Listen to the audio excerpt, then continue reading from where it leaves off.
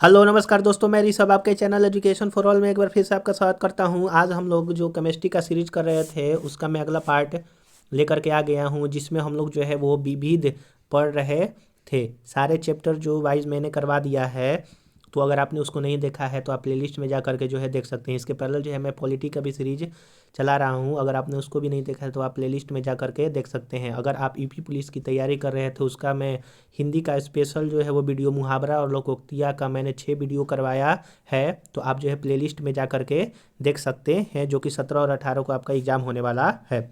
आज हम लोग जो है वो केमिस्ट्री का जो है अगला पार्ट करेंगे। 70 नंबर क्वेश्चन तक मैंने जो है वो 3 वीडियो में कवर करवा दिया है। अगर आपने उसको नहीं देखा है तो आप जो है जा करके देख सकते हैं। तो चलिए आज हम लोग जो है वो 71 नंबर क्वेश्चन से स्टार्ट करेंगे और ये केमिस्ट्री का जो है वो लास्ट पार्ट रहेगा। इसके बाद केमिस्ट्री जो है वो पूरी तरह से ख़त्म हो जाएगा। तो 71 नंबर क्वेश्चन कर रहा है कि सूची 1 को सूची 2 से जो है वो आपको मिलाना है, कूट में देख करके मिलाना है। तो इसका ऑप्शन नंबर जो है वो सी सही होगा, 3 4 1 2, यानी कि पहला का 3 होगा, दूसरा का 4 होगा, फिर 1 होगा, फिर उसके बाद 2 होगा। आइए हम लोग जो इसका व्याख्या देख लेते हैं।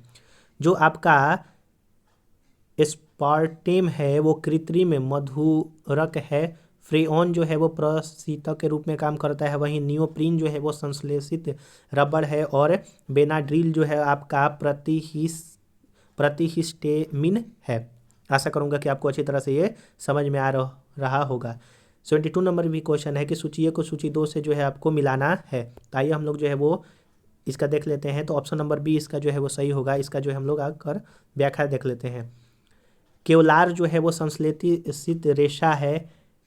फिर उसके बाद बी नंबर जो है वो टेक्सोल जो है वो कैंसर रोधी दवा है। जिंक फोस्फाइड जो है वो रोडेंट नाशी के रूप में यूज होता है। वहीं नाइट्रोसेल्यूलोज जो है वो आपका विस्फोटक के रूप में यूज होता है। अगला 73 नंबर भी क्वेश्चन जो है सूची 1 को सूची 2 से जो है वो मिलाना है। तो इसका ऑप्शन नंबर जो है वो ए सही होगा। आइए जो है हम लोग इसको देख लेते हैं। पहले इसमें जो है वो मिलान हम लोग कर लेते हैं। तो ऑप्शन नंबर ए सही होगा। जो पोटेशियम ब्रोमाइड है वो फोटोग्राफी में यूज होता है। जो पोटेशियम नाइट्रेट है बारूद के रूप में यूज होता है। पोटेशियम सल्फेट जो है वो उर्वरक के रूप में यूज होता है। वहीं मोनोपोटेशियम टारटरेट जो है वो बेकरी में जो है वो यूज होता है। सफ़ेद ठोस पोटेशियम ब्रोमाइड का प्रयोग फोटोग्राफी में किया जाता है। पोटेशियम सल्फेट उर्वरक के रूप में प्रयुक्त होता है। वहीं पोटेशियम नाइट्रेट बारूद के रूप में प्रयुक्त होता है। वहीं मोनो पोटेशियम टार्टरेट बेकरी में प्रयोग होता है। आशा करूंगा कि आपको ये सारा चीज़ें जो है वो समझ में आ रहा होगा। निम्नलिखित में से कौन सा जो है वो सुमेलित है? तो ओजोन रिक्तता जो है वो चर्म कैंसर से संबंधित है। यह जो है एक सुमेलित है, बाकी 3 जो है वो गलत है। तो आइए हम लोग जो है वो देख लेते हैं। सल्फर डाइऑक्साइड जो है वो अम्ल वर्षा के लिए जिम्मेवार है। फ्लोराइड प्रदूषण जो है वो आपका दांत से संबंधित है। वहीं मिथाइल आइसोसाइनाइड जो है वो भोपाल गैस त्रासदी से संबंधित है, जो कि 1984 में 3 और 4 दिसंबर के बीच में जो है वो रात को हुआ था। और ओजोन रिक्तता जो है वो चर्म कैंसर से संबंधित है। तो ऑप्शन नंबर सी जो है यहाँ पर सही सुमेलित था।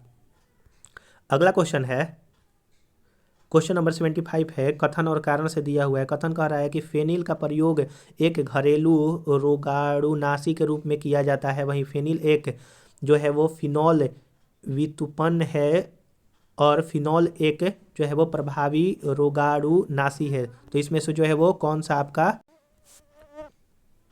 माफ कीजिएगा, देखिए यहाँ पर मैं जो है 75 नंबर क्वेश्चन करवा रहा था कथन और कारण का। कथन कह रहा है कि फेनिल का प्रयोग जो है घरेलू रोगाणुनाशी के रूप में यूज होता है। वहीं कारण कह रहा है कि फेनिल एक फिनॉल व्युत्पन्न है और फिनॉल एक प्रभावी जो है वो रोगाणुनाशी है। तो इसमें से कौन सा जो है सही है?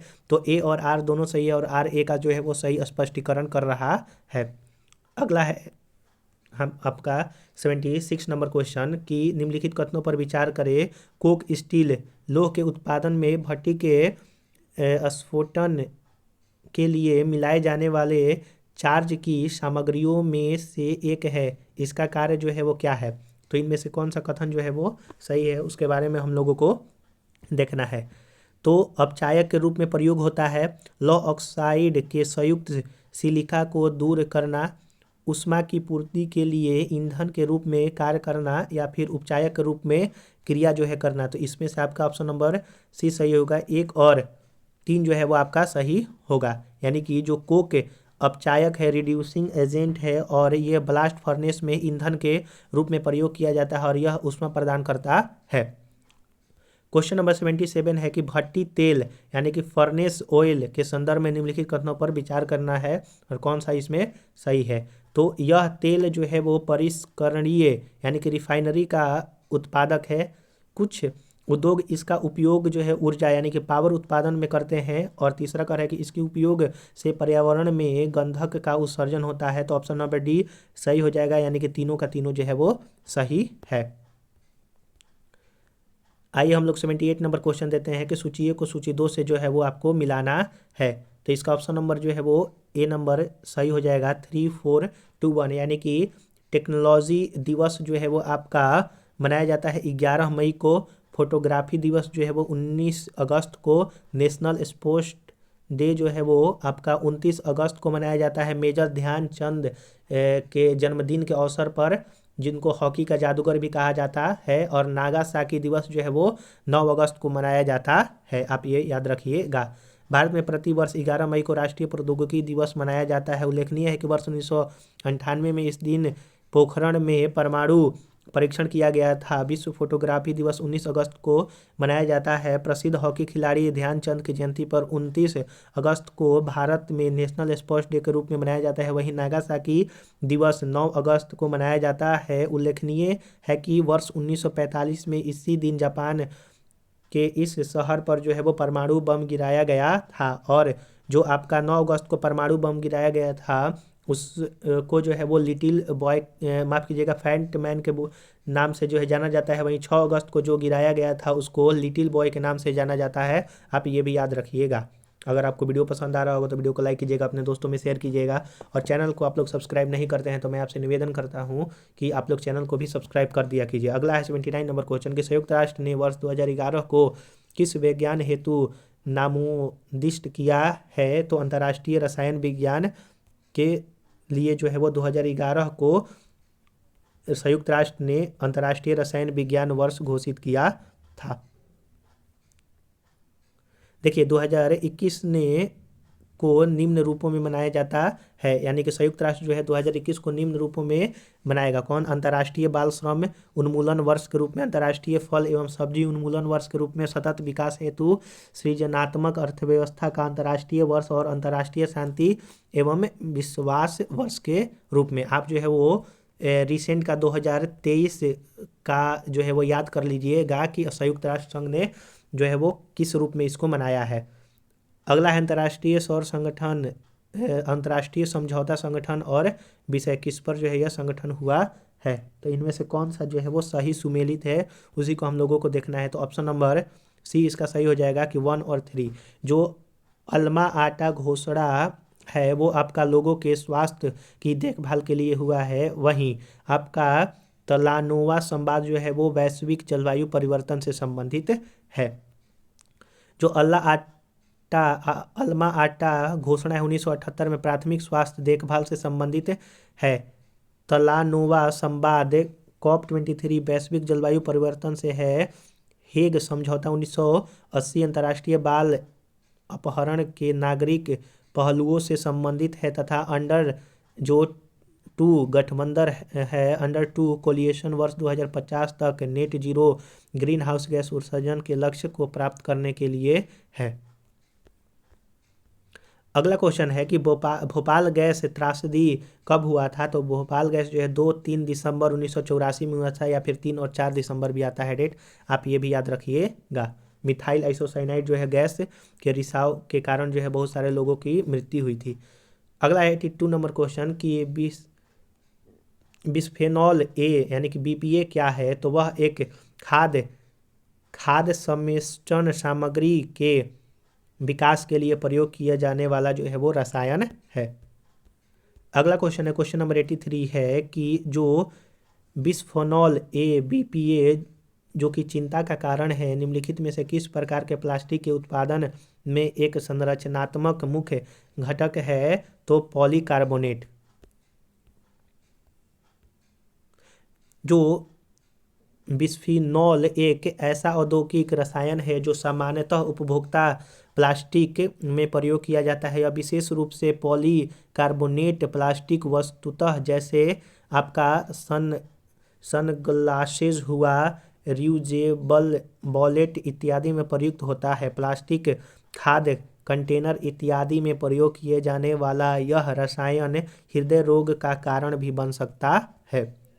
क्वेश्चन नंबर 84 है कि निम्नलिखित में से किस देश ने गैसोलीन में इथेनॉल मिश्रित करना कानून अनिवार्य जो है वो बना दिया है, तो वह जो है ब्राज़ील है। वर्ष 1976 में ही ब्राज़ील की सरकार ने गैसोलीन में इथेनॉल मिश्रण करना कानूनी अनिवार्य बना दिया था। क्वेश्चन नंबर 85 है कि निम्नलिखित में से कौन सा वायु का कार्बनिक गैसीय प्रदूषण है, तो इसका बी और सी हाइड्रोजन साइनाइड और हाइड्रोजन सल्फाइड दोनों जो है वो आंसर हो जाएगा। हाइड्रोजन साइनाइड और हाइड्रोजन सल्फाइड दोनों ही वायु के अकार्बनिक गैसीय प्रदूषक हैं। अन्य अकार्बनिक गैसीय प्रदूषक है जैसे carbon dioxide, carbon monoxide, sulphur dioxide, nitrogen oxide और नाइट्रोजन डाइऑक्साइड अकार्बनिक है। क्वेश्चन नंबर 86 है कि हाइड्रोजन सल्फाइड प्रदूषक का मुख्य स्रोत है, तो सड़ते हुए वनस्पति एवं पशु पदार्थ से हाइड्रोजन सल्फाइड प्रदूषक स्रोत है। हाइड्रोजन सल्फाइड एक रासायनिक यौगिक है जिसका सूत्र H2S होता है। यह एक रंगहीन सड़े पदार्थ के दुर्गंध वाली गैस है। यह जहरीली, संक्षारक एवं ज्वलनशील होता है।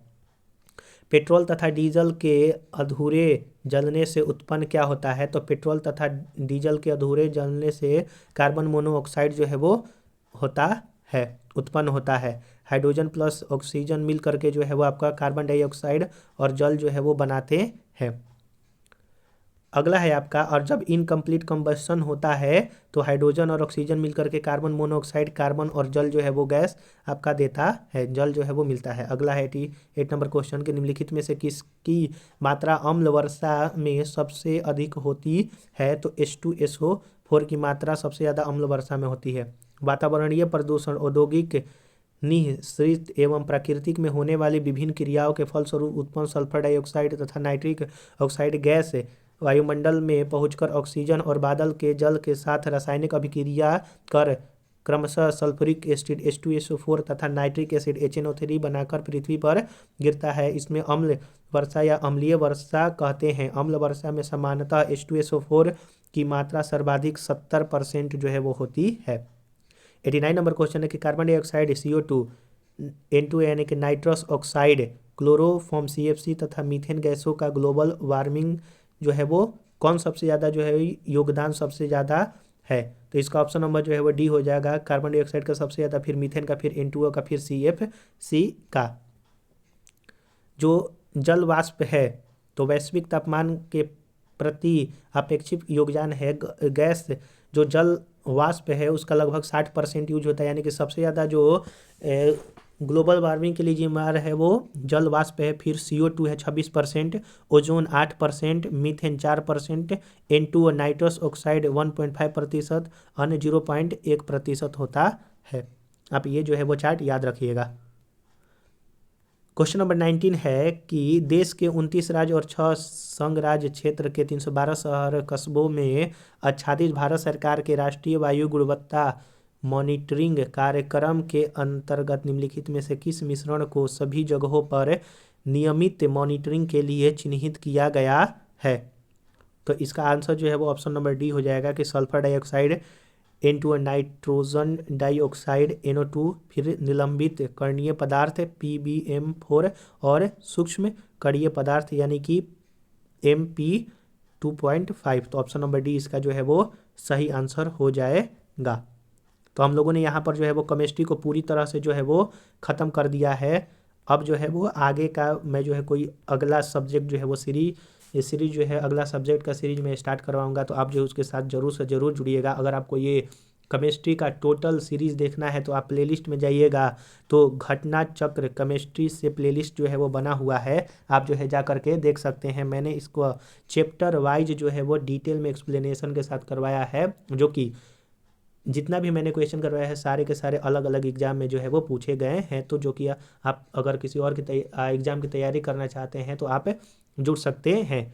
अगर आपको ये वीडियो पसंद आया होगा तो वीडियो को लाइक कीजिएगा, अपने दोस्तों में शेयर कीजिएगा, और चैनल को सब्सक्राइब नहीं किए हैं तो मैं आपसे निवेदन करूँगा कि चैनल को भी सब्सक्राइब कर दिया कीजिए, क्योंकि ये वीडियो बनाने में बहुत ज़्यादा मेहनत होता है। चलिए हम लोग जो है अगले वीडियो मिलेंगे, तब तक के लिए नमस्कार।